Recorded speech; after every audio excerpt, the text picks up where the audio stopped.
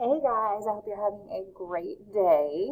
Here is our problem for today. It says that Rosamar has a collection of stamps that she keeps in albums.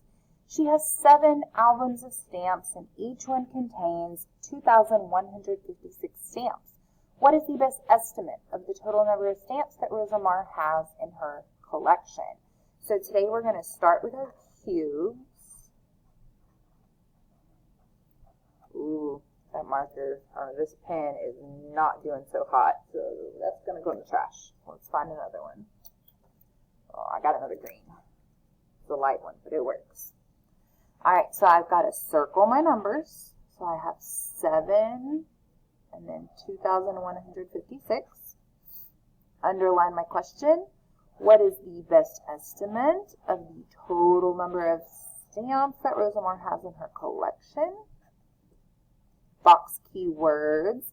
Well, I see estimate, which means I'm rounding, and I see total, which total can mean add or multiply, and I also see the word each right here, and if I have 7 of something and each one has a certain amount, that total means that I'm multiplying, okay?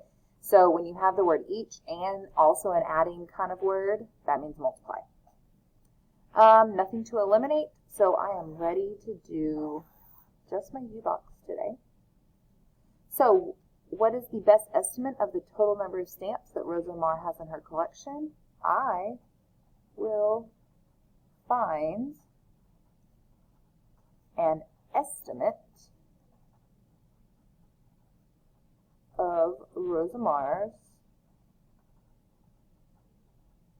total number of stamps. Awesome. Done for today.